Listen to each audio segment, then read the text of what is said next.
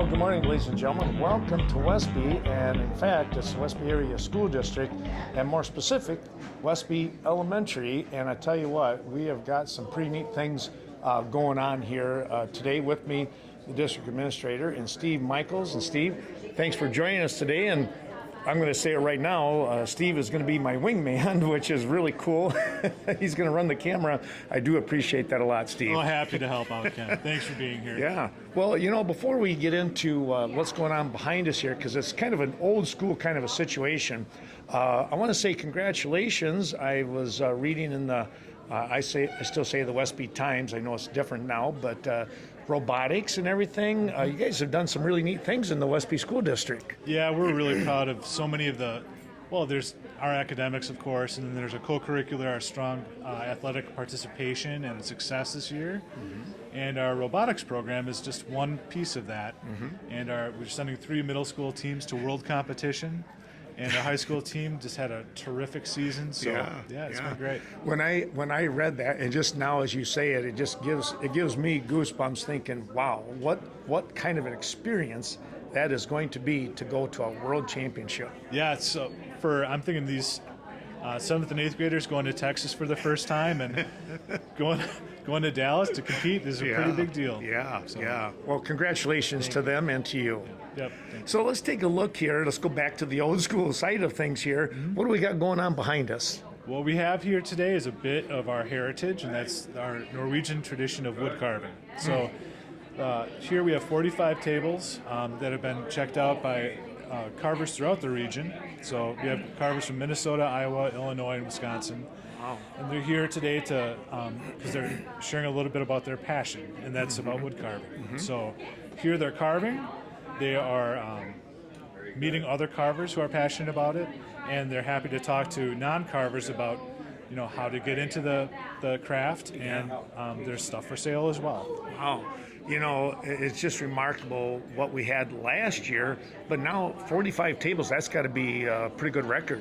Yeah, it's significantly more than we had last year, and that's the reason for the new location. Sure. The Karve In that John Sutton started 7 years ago was always hosted at the Beckham Memorial Library, and as a member of that board, I said, you know what, if we need to expand, the school district would be happy to help out. Maybe I'll have to talk to John a little bit where he can give us some history on the first one. I would love to hear about that. I would love to hear about that. That would be pretty neat. So, well, Steve, I tell you what, thanks for hosting this here at Westby Elementary. It's a great venue. It's our pleasure, and it's interesting. There's an appetite on the part of our kids to be involved in this too. So one of the things that we'll see later on is every 4th grader in the district did a soap carving project that's on display here. Okay. And leading up to this. So. You know what? That just means I've got to focus in on my granddaughters and see what that looks like. Absolutely. That's your grandparents' job, I can't go wrong with that one, right? No. That's a home run. Oh, you betcha. Well, folks, stay with us. We're going to take a real quick break, take a look at all of those wonderful sponsors that are helping to bring you today's Karve In here at Westby. My thanks again to Steve Michaels, District Administrator, and we'll be back in just a few moments here. But first, let's look at all of our sponsors.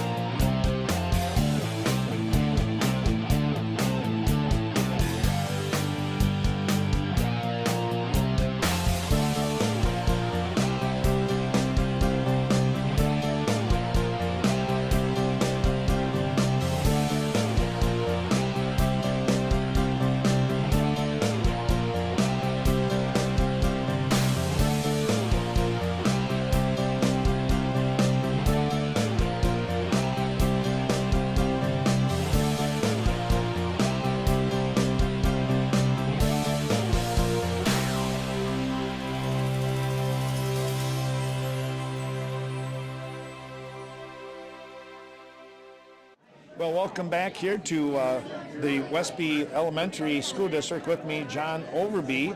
And John, thanks for taking the time out here once again. This is year number 2 where we get a chance to talk. This time, hopefully, things are going to work out pretty well. Yep. Well, thanks for being here. And tell us a little bit about what you have here. I almost knocked one over already. And these things, I tell you what, you have just a beautiful display here. Well, I guess my style of carving is a little bit more considered flat plane, which is more of a traditional Scandinavian style. Okay. And I guess and as far as that goes, I lean towards the cartoony side of that. Okay. So if you look, I got Paul Bunyan because it's Wisconsin. That's right. And I don't remember if Paul ever got married. But if he did, I'm pretty sure that's what his wife would look like. That's excellent. So when you go back a little bit, give us a little history. How did you get started in the carving? About 10, 12 years ago, I was attending a Boy Scout function called Wood Badge. It's a training session for leaders. And all the adult leaders had these diamond willow walking staffs.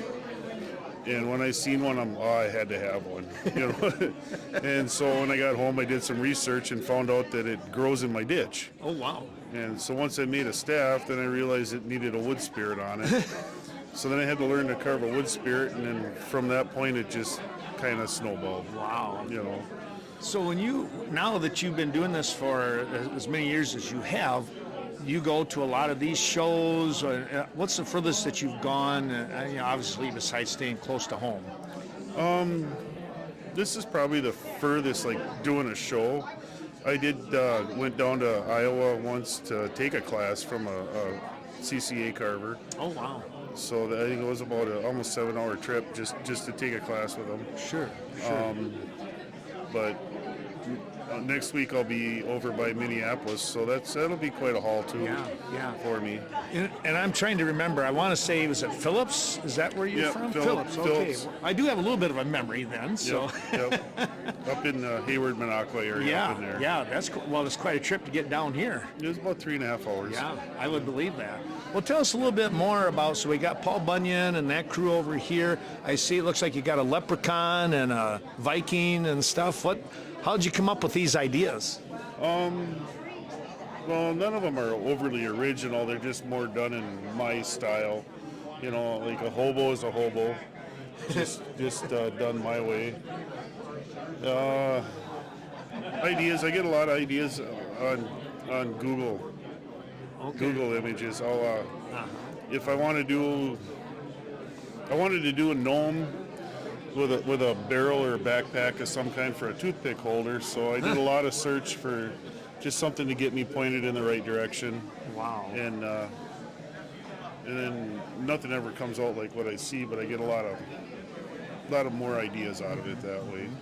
So, for example, with this, does it start out as like a block this big, and then you are able to carve in everything else? Yeah, most of mine for myself. Well, I'm not much of an artist, but I can usually draw in the side view pretty good. Okay. So I'll get rid of some of the wood from that. So that block will turn into that guy there. Wow. That's pretty interesting. How long does it take for you to carve out something? That's the first question most everybody Yep. asks is how long does it take? You know, honestly, I don't know. You know, it's meant to be a relaxing hobby. Okay. So it depends on your mood. Some days I might carve for an hour. Some days I might not carve for at all. Okay. You know, or so generally I'll get a carving a week done. But I don't but if I had to sit down, start to finish, one like that I could probably do in about 3 hours. Oh, wow. Okay. But that's if I'd really have to get after it. Yeah. Okay. You know, you mentioned your style as you said plain. Flat plane. Flat plane. Explain that a little bit for us. Well, it's kind of Harley Russell's is the grandfather of flat plane carving. He's the man, and it's kind of a term he coined, there was all these carvers that started in Scandinavia and then some up in Canada, and there were minimal tools used and big, bold, heavy strokes. Not a lot of detail. You'll see on some carvings where everything's real rounded, real finished off. They have extreme amount of detail, whereas the flat plane style is more minimal detail. Let your eye fill it in. Okay. You want to see those big, heavy cuts. You want to see that confidence that somebody knew where they were going with that knife and they got there and they were done. They walked away. They didn't, Okay. This just the term I want to use with it is it just seems like such a classical kind of carving, or however you want to say it. So I'll try to remember from here on out that flat. It's called a flat. well, yeah, that's what most people are calling it. But I mean, okay. usually when anybody gets carving, once you've carved for a bit, you're going to pick up what's comfortable to you, what's your own style. Mine's been called flat plane, but it's just how I carve. Okay. If that makes sense. Sure. Well, everybody has their own niche, right? Right. That's the main Right. thing. Well, speaking of some other things here, John, you're going to do a little seminar in about an hour or so, and we kind of look forward. Maybe we'll be able to get in and zoom in a little bit on that and listen to some of your explanations for all of our fans watching today. all right. Sounds good. All right. Well, John Overby here from Phillips. We appreciate his time coming all the way down from up north, and we're looking forward to his presentation a little bit later. John, thanks once again for being here. Thank you. All right. We'll be back with more after this. And with me is April Bird. And April, you come from the Madison area. Tell us a little bit about the history of all the carving going on in Madison.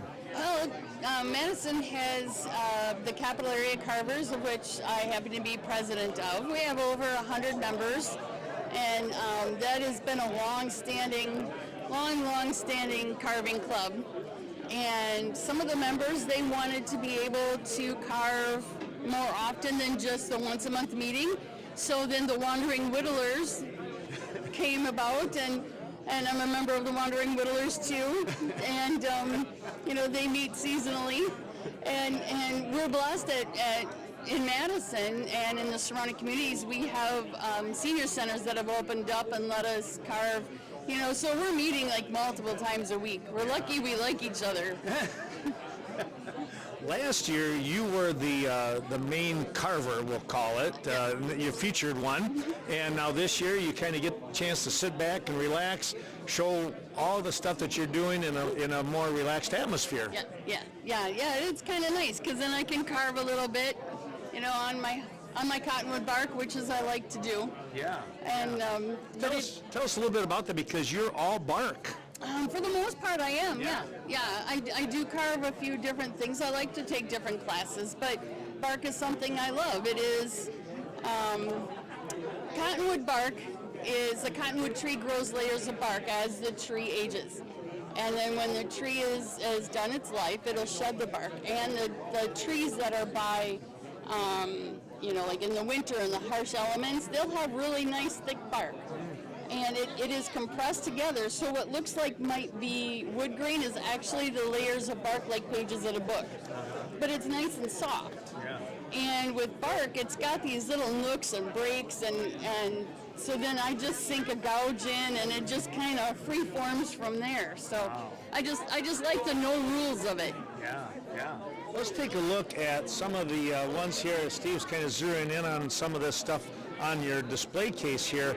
My goodness, this just looks so intricate in that. You got to have a ton of patience. No, you just got to have a lot going on up in there. It's just, like I said, you just look at a piece of bark and you get an idea. Yeah. Like this one, it's called In the Round, so this one is actually two pieces of bark glued together. And this one is as well, but I glued it together and then I took it back apart and I hollowed it out so you can see through the house. Sure. And so you just kind of play with things. You put stairs in it and you're just able to do whatever you want with it. Like this one is a snail, so that's basswood. And it's a work in progress, but it's going to be RVing slow-mo style. Kind of like a snail is slow, right? Yeah. At a snail's pace, yeah. You know, this is just so much fun to be around here today. And I remember last year when we had a chance to talk, you bring a lot of excitement, it seems like, to carving and that. How long have you been doing this? I have been carving since 2004. 2004. Yep. It was totally by accident. My mom wanted to go to one of the senior centers and carve, and I was available, and so I went and took my crocheting because I had other hobbies and carving was not anywhere in my sights. And we went. I visited with some nice folks. She bought me lunch, and then she goes, "You want to do it the next Monday?" And I said, "Are you going to buy me lunch?" And the next time I went in, they had given me a hunk of wood that kind of looked like a spoon, a knife, and a glove. And they said, "Just see what you could do with it." I'm like, and then I was hooked. Way you went. Yes, Wow. and I was hooked. How many trips, places like this do you go throughout a year? Well, it's changing year to year, especially after COVID and stuff. But I do this show, and it kind of kicks off. I used to do Stevens Point show. I will be at Oshkosh. There is actually a show on Sunday over in Sheboygan, so really you can go far and wide. Both coasts and Colorado but yeah, there's quite a few. I do probably about 4 or 5. Okay, all right. Otherwise, stay close to home and get stuff done like this. And I also teach bark carving. Oh, there you go. Yep. So the club members, I'll teach, and then the local club members, they'll do that. And our club does an outreach for people that want to get interested in it. We do a free outreach with the libraries or community centers, and just kind of see how they like it. That's just outstanding with that. April, thank you so much for being here once again and for your time last year as the featured speaker. And we look forward to seeing more of you down the road here. Sure, thank you. All right, well, April Bird here from the Madison area. We'll take another quick little break. We'll see if we can't find some more some more people here to go and talk to. All right, we'll be back in a minute. All right, well, back we are here in the Westby Elementary, I guess we could call it the cafeteria. Right now, it's all about carving. And with me is Ann. Ann is from the Madison group, just right beside April here. Ann, we just had a chance to chat. You got something that's pretty heartwarming and close to home here. Can you tell us a little bit about this? It'll be 3 years this coming October that I went to visit my 88-year-old dad in Michigan, and he took me down in what he calls the swamp and said, "We're going to teach you to carve." And so he handed me these 2 very precious inlaid knives, and the rest is history. Wow. So it's the first thing I ever worked on was this mushroom. I just started sanding it today, and then he started sending me pieces he had done to learn from, and as keepsakes, I'm sure, too. He's quite the guy. I've had this Santa Claus that he did. Gosh, I've had this for 20 years or more. That was one of the first things he ever sent me. So, yeah, he's something else, or was. Now, and you mentioned that you're one of the new ones starting this, so how recently have you started? Well, it'll be 3 years in October, and I've been kind of hit and miss with my practice, so I'm still sticking to very, very simple things and taking classes whenever I can and using this for inspiration. So yeah, it'll be 3 years this fall, and gosh, the Carving Club members have been just so helpful.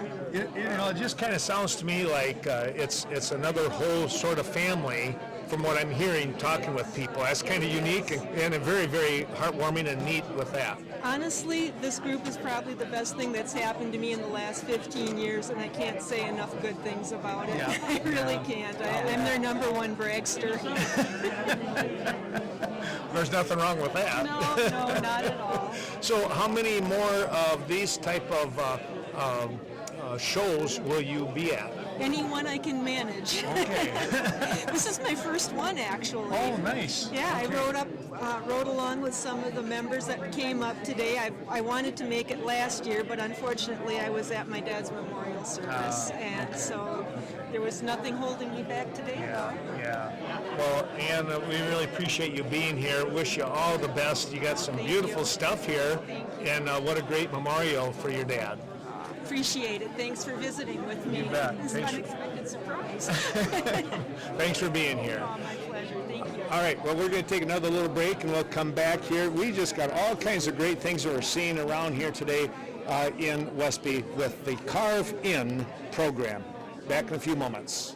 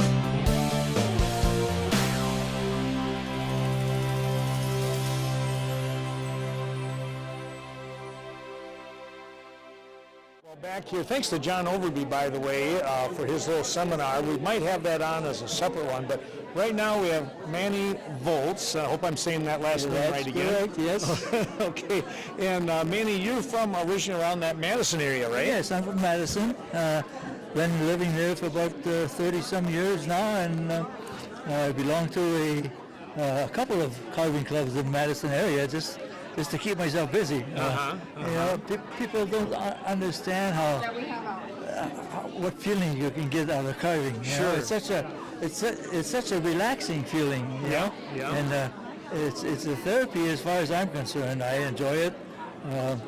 I like coming up here. I was telling Steve earlier. It's such a pleasure to drive up here. It's a nice trip. And then to be amongst all these wonderful people up here that make this show go. It is so many people. It's a great atmosphere. Yes, it is. Yes, I agree. wonderful. I want to say first off, too, before we get into what you've got here, thanks for your service. You're wearing the veteran's hat, Vietnam and stuff. Thank you for acknowledging. I had an uncle that served there. He was in the Navy many years ago, obviously, and stuff. And so just appreciate all that you stood for and stand for you know, keeping us safe in that. It was a wonderful 4 years. Yep. I would yep. do it again. Okay. A lot of people say that. Yes, Yeah. yes. So we appreciate it. Thank Well, you. Let's talk a little bit about what you have going on here. This is, you want to talk about, I use the term intricate every once in a while. This is beyond intricate when you look at all these fine carvings that you have. Tell us a little bit about this. This is what is known as chip carving. Okay. And it's developed by drawing a pattern or somehow putting a pattern on a wood and then carving that pattern, which is all chips. And then you get the various patterns, and I use different stains, different colors to make it. All of the wood is basswood. Oh. Basswood is a very nice wood to chip carve because it doesn't have a lot of grain in it. It has a little bit of grain. Once in a while you'll get a piece, but like for instance this one, if you look at this one, there's no grain on that. Oh, sure. So when you're done, you pretty much see all the chips that are carved into it. Wow. That is going to take some time. It does. It takes time, but you know, when you're retired, you have time. I haven't found that yet. I'm not quite there. So. I've been retired for a little over 30 years now. So. Well, when you do this, so are these jewelry boxes or? what? Well, this is a little jewelry box that I did, or a knick-knack box, you might say. Oh, okay. And some of these, they're just, you can call them knick-knack boxes. This one is usually a good size for a Bible. Oh, I was box, going to you know? ask if that's, yeah. But you can take any of these boxes. This one in the front here is for recipes. Oh, wow. For recipes, and I always bring a recipe along. My wife always gives me a recipe from her grandmother who used to live in Westby at the nursing home. She used to live there, and then she was at the nursing home. My wife would come up and my grandmother taught my wife many things in the Norwegian tradition. Sure, yeah. So you're familiar with our area then? Oh yes, very much. But I had that recipe a couple of years ago at a show, and I had it on it, and there wasn't, about an hour later I looked down and the recipe was gone. Somebody must have needed it more than I did. But it goes back many years. I mean, it's a waffle recipe going back many years, and it's a good recipe. There's the key word, a waffle. You got that's the reason there. Well, I tell you what, so you've been doing this for like 30-some years? Oh, about 20. About 20 years, yeah. Okay. Yeah. Wow. When I retired, I wanted something to do, so I got into carving. And like I say, it's like a therapy session. Yeah. How many shows a year do you go to? Oh, probably 3 or 4. 3 or 4. All Yeah, right. we've got one down in a couple in Madison where we have, and then we go to this one, and I've gone down to Iowa and shown down there. When you show people how to do these little niches? Oh, sure. I brought a piece of wood up and a knife, and if somebody wants there to you go go. out, All right. I go in and cut. But I'm going through the aging process, and my eyes are failing me. I have macula in both eyes. Oh, okay. Sure. I tried cutting a pattern a couple weeks ago down in my work area, and I put my knife on the line. I saw the line, I put my knife there, and I cut it. I took my knife out, and I looked at the line, and I was about that far off. Oh, wow. Because of the macula in my eyes. So Sure. and this has to be very intricate. Yes. You can't do a double cut. You know, you do one cut, then another cut, then you make the slice. And it's got to be just like that. If you make more than one cut, then you destroy your pattern. You're in trouble. Yeah, you're in trouble, right? Okay. All right. Well, But I enjoy going to shows. Like I say, it's meeting with the people. And, Yeah. It's just a great time being up here. Well, I imagine you probably meet some people that kind of follow the shows a little bit. Oh, yes. You know the regulars, but then you meet new people, and that kind of keeps you fresh and young, doesn't it? Yeah, a couple of years ago I was up there, and my wife didn't say she had called any of her relatives who live up in there, put it at my table, and all of a sudden this lady comes up to me and she says, "How you doing?" I looked at her, it's my wife's aunt. I didn't know. I didn't fully realize that there'd be people up there that relatives. So. That's good. But it's like I say, it's great. It's a great show. Yeah. Steve and John have done a wonderful job. Yes. We owe them a mountain of thanks. Yeah.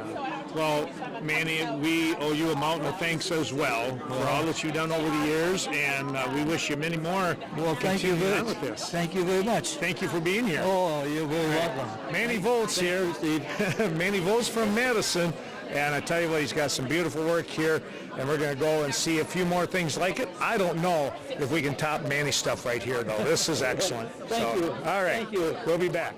Well, here we are back here at Westby once again. Ken Larson is our main featured carver, is what I'm going to say here. Ken, thank you so much for taking the time out here, and we're going to get you started. You're on a bench. Tell us what you got here. This is a shaving horse, or in German they call it a Schnitzelbank. It's a copy of a pattern out of one of Roy Underhill's books, Woodwright Shop, on PBS. I grew up watching his show. Okay. Awesome. But this is actually a shaving horse. It'll instantly clamp whatever you're wanting to work on. I use draw knives typically, very sharp. So you clamp it in place, and you can take fine shavings or bigger shavings. But the nice thing about it, it's instantly repositionable. Wow.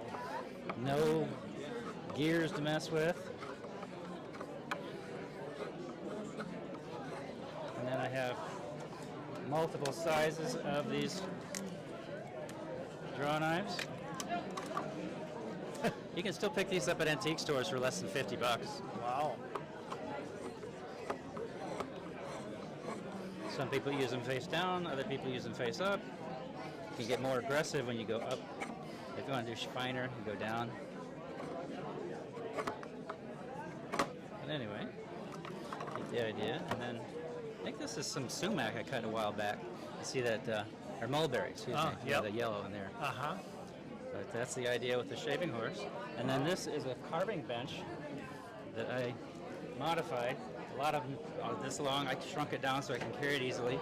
And I put a rope vise into it. Just a simple foot operated.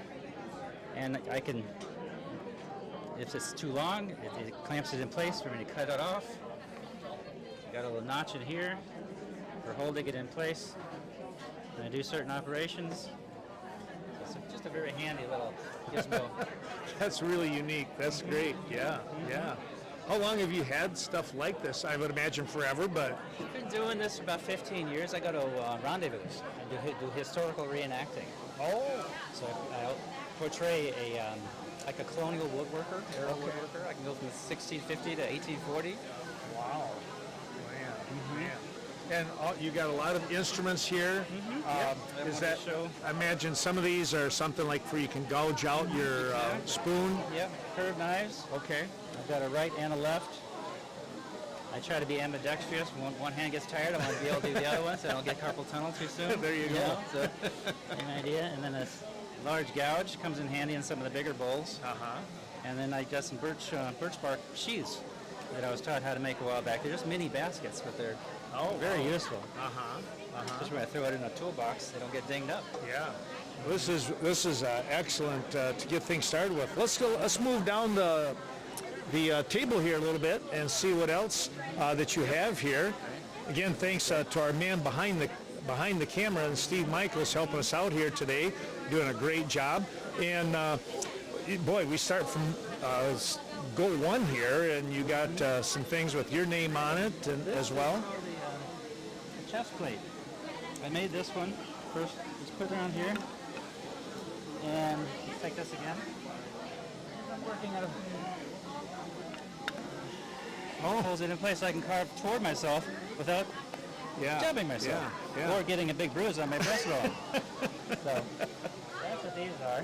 And then this is just a different version made of leather with a little piece of wood in there to keep it flat on your chest. Okay. And it serves great for the school groups. Oh yeah. Got my name right there. You can't go wrong with that. yeah. But you got to watch out. Somebody like me, I got the same name. You know, That's right. especially when I'm in school. If I get some of the kids mad at me, I got to make sure I protect myself, right? Okay. Yeah. Well, what else it looks like a owl or something here, and I've been working on this for a cane topper or a wood walking stick.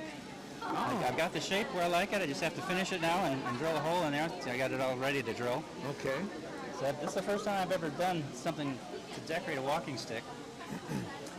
I pointed out to Steve as you were talking with one of the patrons around here, and this is just something else here. I looked at that and I started getting dizzy right away. That's the idea. It's an optical illusion plate. Wow. How in the world did you come up with that idea? That was out of Wood Carving Illustrated a few years back. Really? Yep. Bill, and I can't think of the guy's name, submitted the article.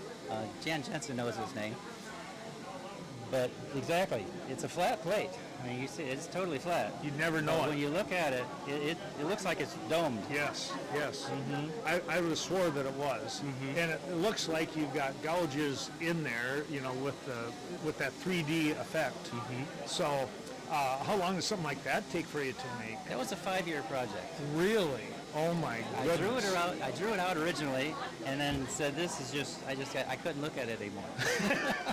So I went back to it every once in a while. Had to redraw it once more. Wow. And then carve it. Then painting it took almost as long as carving it I'll bet. Yeah. to get that yeah. look. Man. It was fun. That's something. And yet, this is really neat behind here. What do we got? Relief carving of the lighthouse. Supposedly this is one on somewhere around Cape Cod. I'm not sure, but it is a real lighthouse. Wow. But, Yeah. that was a fun project. Our club did that. So And this which is club one. are you with? The Cooley Region Wood Carvers out of La Crosse. Oh, okay. Okay. Yeah. Yeah. Yeah. Well, now what is this? This looks like some bark or whatever. This was cottonwood bark. That was the Oh. outside of the tree. And out west, it grows really thick, so this was imported from like New Mexico or something. But this is a Pueblo village, Wow. is what it's a portrayal of. Yeah. Yeah. So that was a fun project. That's just remarkable with that. And I've done some faces in that same material as well. Uh-huh. Let's why don't we just take a quick break, and Steve can adjust his camera and come down a little bit closer to us here, and we're going to come right back and look at more here. Now we're back here, and we kind of situate our camera so we can take a look at more of these real. I say they're like finesse. My goodness, the things and the patience that you need with this, Ken. It's remarkable. I use that term a lot here, but you have to have patience in doing this. I've been accused of that, yeah. What's the hardest thing for you when it comes to doing all this intricate work? Knowing when to quit. Saying that's good enough. That's if enough. I keep going, it's going to become something else, and that's not why I wanted. Oh, So, that's interesting. Like this guy here, this was a mountain man or a wood spirit. Uh-huh. This is probably the third iteration of it. Wow. And I said, okay, that's out. He's good enough. It's what I wanted it to do, and I can hang it on my tent post when I do reenactment. Okay. What kind of finish do you use with this stuff then? With something like that, because I do leave it outside sometimes, there's polyurethane on that. Oh, it is. Okay. Okay. Yeah. Where ones like this, I'll just maybe spray it with shellac or even a wax. Oh, Like a min wax. really? Okay. Depends on what it is. So what in the world do we have here? Well, this is a mini gnome, but this is a troll lady Okay. on her way back from gathering firewood. I can only imagine that this is probably minuscule material that you have here. You probably got a lot more at home. I had to pick and choose some Yep. of each thing. You're right. How many pieces would you say you have total? Okay. I've never asked that I was question going to say, before. I've never been asked that one either. And I'm trying to remember where I got each, because I got like 5 different places around the house. Probably a couple hundred. Let's just say Really? that. Yeah, easily. Yeah. Wow. Yeah. That's something. Yeah, and to know where they're at and stuff, that's pretty good. Yeah. No, go ahead. Oh, somebody. I asked the school groups, have you ever heard of faux food? Oh. This is a wooden cupcake. And they all just, what? Really? That's and then funny. they tap it on their head or whatever. Yep. Well, It's it's, just a fun thing to do. That is- Get them talking. that's good. That's it's real life. So you got a bunch of nice ladles and stuff here. Tell us a little bit about this project. It's probably my favorite thing to do is an enjoyable because it's relatively quick. Every branch is different. Like this is the curve of the branch. Ah. That's how the branch grew. Wow. This was the base of it. It came out like that. Uh-huh. So I just used that, and it's great serving. This is one from some cherry. And this was the bend of the branch right there. Okay. So when you can find those, use them. That's kind of a natural for the spoon part then, I would imagine. Exactly. Yeah. Yeah. Interesting. Yep. This is something fun also. This is called a snake spoon. Yeah. Wow. And a lot of that was because there was a knot here, there's a knot there, a knot there. You kind of work with the wood. Yeah. How much does a knot cause problems for you when you run into those? Depends. If you were really set on doing a certain pattern, that goes in the fire, and you get something else. Like one like this here, you would not want a knot anywhere in there. Yeah. Yeah. Even though that was close, there was something going on Oh, there. something was but there. yeah, Yep. You but see a still, little blemish of whatever. mineral streak. Yeah. Yeah. Huh. And then this one actually, there was a knot like right there. This is the pith of the tree went like right there. Okay. You can see what those are. Yeah. But I was able to make it work. What would you use that for? Is anything in particular when you make Maybe these? a candy bowl or Okay. something, more Sure. just for show. Yeah. A party or something. Pretty neat. Yeah. Yes. Holidays. So, you're the feature carver here today. Have you been that in other shows in the past? Never have, no. Really? No. Wow. So it's first time with that. So what do you think of being the feature carver? That's a lot of fun. Is it? Yep. Yeah. No pressure though. No pressure. It's everything that Yeah, you. 'cause It's what you do. right? And this is so unique, with that. And I really love the different aspects that you have here. It's not that one trick pony, as they say. That's one thing John mentioned, John Sutton, who asked me to do this. He said, "You're Mr. Versatility." So I'll take that compliment. Thank you. Yeah, And yeah. So 'cause I try to do. I'm not shy away from anything in particular. Yeah, yeah. If I had to pick something, it would be spoons. My favorite, but I do enjoy dabbling in other things. Yeah. I mean, like these baskets. I made these baskets. Oh, really? Just something to do. I'll be darned. Yeah. A good challenge for your. Over the years, how many years have you been doing this type of work then? About 15. 15.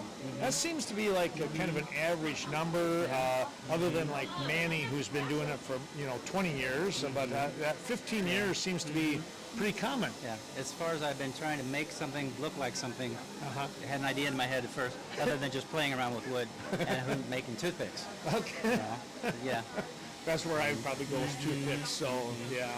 Well, I tell you what, Ken, this is just a great thing. We appreciate you being here as our featured carver here today at Westby. Yeah. And we look forward to down the road seeing you more and more. You bet. All right. Well, thank you. Ken. Ken Larson here.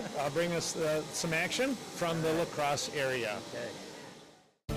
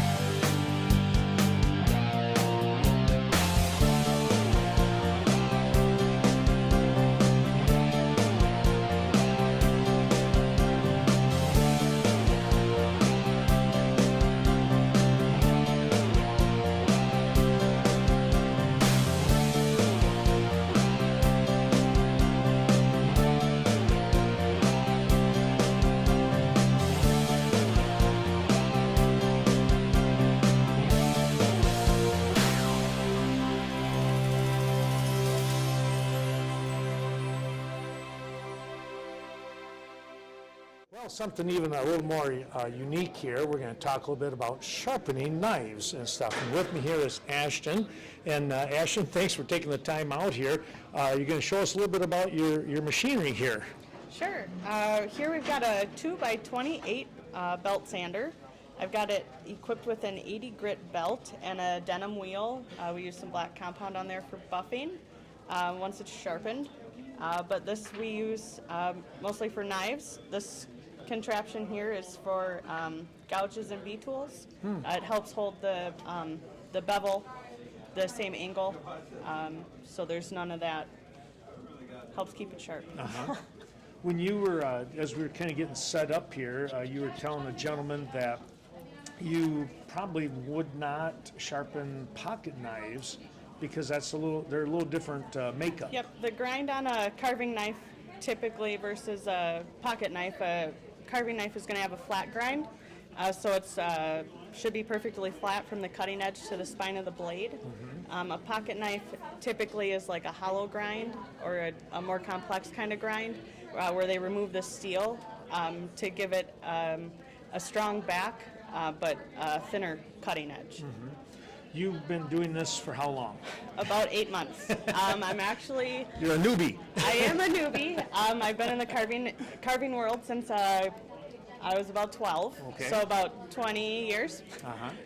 Greg Wirtz is my grandpa, and I traveled all over with him to shows when I was a teen.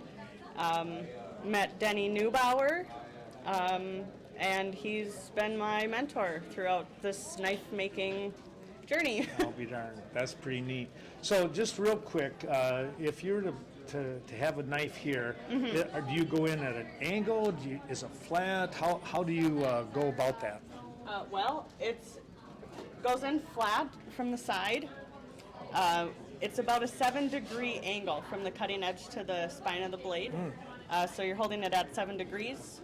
You work one side and then you go over to the other side. So it's been a challenge to teach my left hand what to do. So, and is it kind of like, how do you know that you've gone long enough on the side? Is it just kind of a feel thing, or?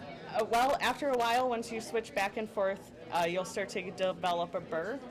That's when you know you got it sharp, and then you move to the buffer to remove the burr, and then it should be sharp with any luck. Wow. And so in 8 months' time, this is a silly question. How many knives do you think you've sharpened? How many thousands? Oh, not that many thousands. But I have sold a few hundred knives out of my shop. Okay. I had to sharpen all of those, and then I did go to a show in Missouri in March.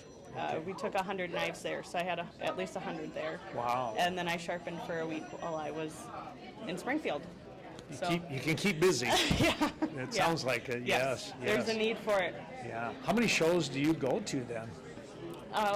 Well, hopefully not that many because that takes away from knife making time. But I am going to another one tomorrow, and then next month we have Oshkosh. I've got one in Iowa. We'll be going to one in DeForest. Wow. So. Yeah. There's enough there. Yeah. So, well, Ashton, thanks so much for taking the time out here and talk a little bit about this machine and things that you have to worry about and do when you're sharpening knives. Sure. Thank you. All right, thanks so much. Ashton here. We'll take a little break and come back with more. We still got a couple more interviews to do before we call it a day. Back we come here, and one of our, not our final interview, but we got a couple more to go, but this is Sanita Dix. I hope I'm saying the name correctly. Yes, you are. Where in the world did the name Sanita come from? It's a story, and if you knew it, I'd have to kill you. Oh, well, then we won't talk about it. We're just going to move right on. So that's the last thing I want. So let's. It goes from being Norwegian. There you go. That it had to be. So, well, let's take a look at some of these projects that you have here. Very good. Now, I don't think I want to call them dolls. What do you actually call these? Wood carvings. Just wood Yeah, carvings and caricatures. The only realistic would be this guy and my Viking. The rest I consider caricature carvers. Okay. When you take a look at these two, did they come up? What was the inspiration in coming up with those two? They were both done in a class. So it was a basic mountain man, and then I just made you make it your own by making the face thinner or more gaunt or whatever. okay. And do the different decorations.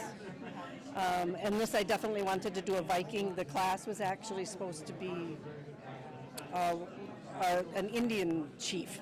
Oh. And I emailed the guy first and I said I would rather do a Viking if you think that would be okay, that I'm not doing everything else. And he said that would be fine. Oh, nice. So he helped me out with that. And these others, as characters, tell us a little bit about the history behind coming up with that. Okay, I started carving because I wanted to carve Santas with cats because I had been collecting them. Oh. And I thought, well, if I keep collecting them, I'm going to spend millions of dollars, so I'll just make my own. So once you start carving, then you only spend $2 million. Well, way to save money there, Yeah, right? right. Yeah, so most of my Santas will have a cat. So this one has a cat in his backpack. This one has, oops, I'm sorry, numerous cats in his bag. Okay, yep. Coming out the bag. And so they're either holding them or they're coming out from under their robe or Yes, something like yes. that. And then I have since branched on to other things. Okay. Well, speaking of, it looks like you have a church or something here. Yep. Tell us a little bit about that. That was a class too, and this is cottonwood bark, which is totally different than the basswood and the butternut. And I'm taking this guy again, but then we do the little tiny church. Oh, there we And go. that's because it's so hard to get the great big chunks of cottonwood bark. Oh. So, but I think, and they have to be, usually when you do a cottonwood thing, it's very whimsical and the doors are crooked and the windows are misshapen. Sure. And so this was a very different process to use where everything had to be exact. I mean, you actually use a drafting tool to make sure that all the shingles are the same width. And I'm like, holy cow. Yeah. When you go about getting this, do you go out and investigate and look around the woodland areas, the forest for your lumber, or do you order it? I usually buy it either from, if I'm taking a class, you buy it right from the instructor. I see. He'll have a blank or a rough out. And then otherwise, I have cut some of my own blanks if I've seen something I like. Yeah. You got to, use the bandsaw, use the scroll saw, and cut the basic shape, and then do your carving from it. Okay. I know, like with the people that do spoons and the greenwood, they go and get it right from the woods, and I Right. don't do that. You don't do that. No. Okay. All right. So this over here picture, is this something that you did as No, well? that's just our club Just the club. emblem. I don't know who did Yeah. that. Oh, okay. It's All right. been around. Our club has been around for many years. I'm not even sure what year they first started. Okay. And you're from Holka, so just a hop, skip, and a jump from here. Yeah. And how long have you been doing all of this kind of? I started carving in 2004. Okay. So if my math is right, is that 19 years? About 19, yep. Okay. Going to start on 20 here, right? Yep. So, Yep. when we look at this kind of work, the patience, and I talk about this with other folks, what do you notice about yourself, though, when you start a project and finishing it? Is it something that kind of consumes you, that you got to get it done, or can you set it down and come back? I could set it down. I'm not one of those people that just has to work on it day and night. Okay. Because I normally don't carve at home. I only really carve when I'm at club. Okay. So that, or if I'm in a class, then you got a 5 days or 7 days, however long the class is. Okay. And people say, how can you carve that long? Don't your hands get tired? Yeah. I was like, yeah, a little bit, but then when you're in that class, you're carving. You're carving, Yeah. Or you get up and you walk around, but Sure. that's a good way to get a lot done in Yeah. a few days' time, because I Right. would never get that much done at home. Oh, I can imagine, right. Yeah, that would make sense to be able to do that. Well, Sunita, I tell you what, you have some beautiful stuff here, and we kind of look forward to, you're going to be back here again next year? Yes. That's what I'm hearing. Yes, I am. I don't know if that's a secret or not. I don't know. We're going to keep people in suspense.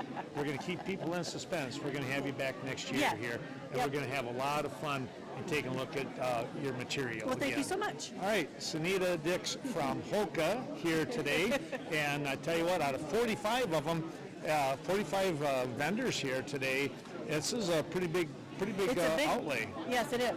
It's Yeah. quite a bit bigger than it was at the, obviously you have the more room here. Yeah. And I bet it will improve every year. I think it will. So, well, thanks again for being Yeah. here. Okay, thank All you. right, well, we're going to take another little break. We're going to see if we can't find John Sutton, maybe a couple other folks along the way here.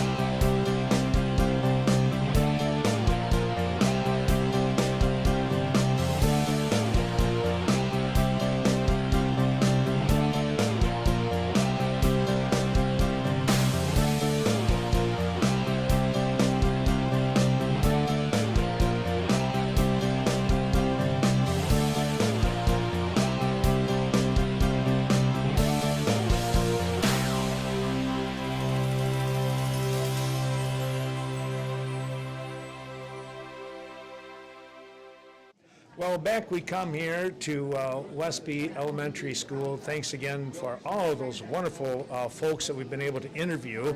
And a special thank you right here, the gentleman beside me, John Sutton. John, you were the instigator of all this about 7-8 years ago, I think. I think about that time, you know, it took a while to put it together, but it was kind of my idea that there's 3-4 different carving groups in this area. One in Lafarge with the Spoon Carvers, one in Viroqua with Hatlam's group, the Cooley Region Carvers up in La Crosse, and we've expanded from there. But none of them really knew what the other ones were doing. So we decided to do what I thought was, hey, well, what if we could get these 3 groups, because that's where I started, together to share what they're doing. They're carving. They can learn from each other. They can trade things. And you know how people are in a group. There might be a lie or two's told. So I can't believe that. now, I've never heard one myself, and I've never told one myself, but I've heard that there are. So, and I, being on the library board, sweet talked the library into hosting us one year, and that was the first one way back when. I don't even know what year it was. I probably could look at a button and see, but no, that would have been the year before that. And then we thought up of having these buttons, and over time we picked up groups coming out of Iowa. I have a lady here today from Streator, Illinois, a professional carver, which really, and you might have talked to her, was just a marvelous looking northern pike that she's carving. So we keep adding people, we keep adding types of people. We added vendors this year. And, you know, when I came in this morning, the first thing that now the boss, Mr. Michaels, said was, maybe we should do this in the high school gymnasium next year. He may have a point. He might, because this, even though this is a great venue, it's still a little crowded, isn't it? That's right. You know, and he did another thing for us this last year. He managed to somehow talk the 4th grade art teacher in the elementary school into doing spoon carvings. Yes. Or not spoon carvings, but soap carvings. Yeah. And of course, he got us involved, some of us, to help a little bit. But it was an experience to be with those 4th grade kids, and this teacher is an excellent teacher, in 2 different schools. And then we had a grandparent come to see what it was like, and I know he was here today. One of the helpers down in the other school down in Coon Valley was a retired teacher who was greeting grandkids of kids that they had in school. So we've just had a great experience with this. It brings a lot into the city. We've enjoyed the carvers. We enjoy the carving. Yeah. And they took my table away. I was going to have a table the first time this year. They took it away from me because we needed the space. So, and that's fine. What's it feel like getting booted out? Great. This is one of the things I do. I've done several of these, and I call him my baby troll. So, he hasn't booted me out yet, so I think it's safe. Well, you had to put up with my granddaughter with some of this soap back here, too. I wouldn't be surprised. Well, I tell you what, good luck with that one. I'm glad you made it through. The kids were great. Yeah. I got to ask this quick question here. When you have a featured carver, yes, how do you come up with that decision? Who's going to be the featured person?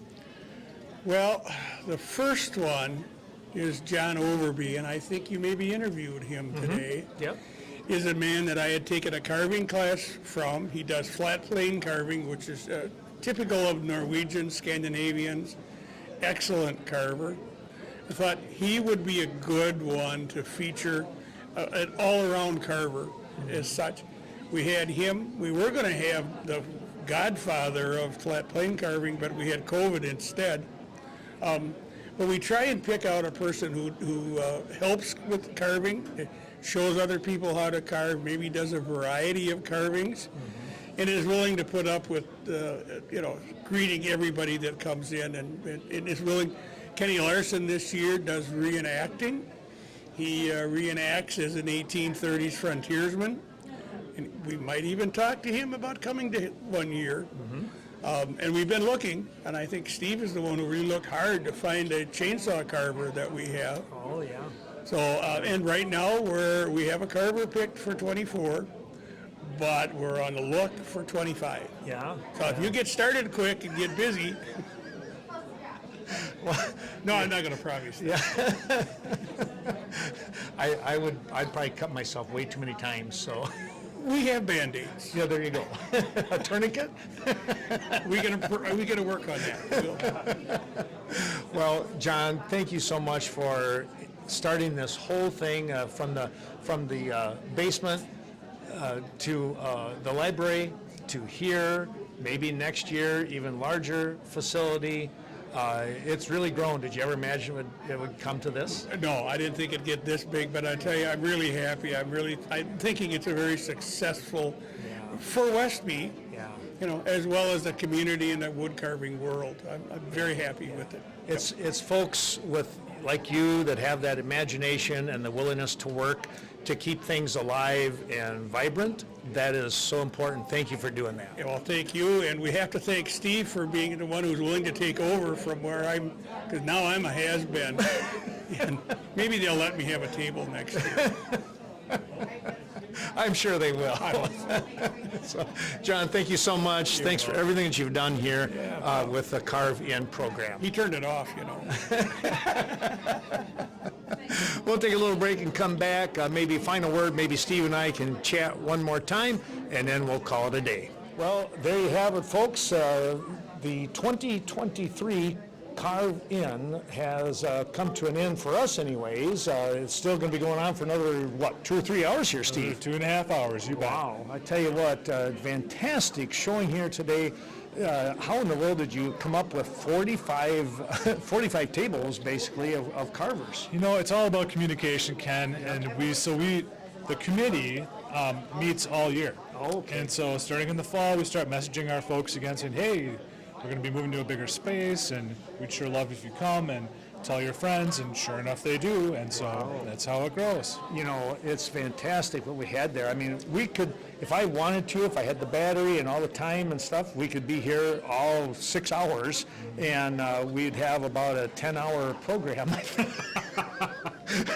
out of that, because it's just crazy what's going on here. But, you know, all of these folks, they're so friendly and willing to give their time, talk about their trade. Yeah, no, I think that's one of the best things, Ken, is like these people are just salt of the earth folks, and they have a passion and a common interest, and they want to share it.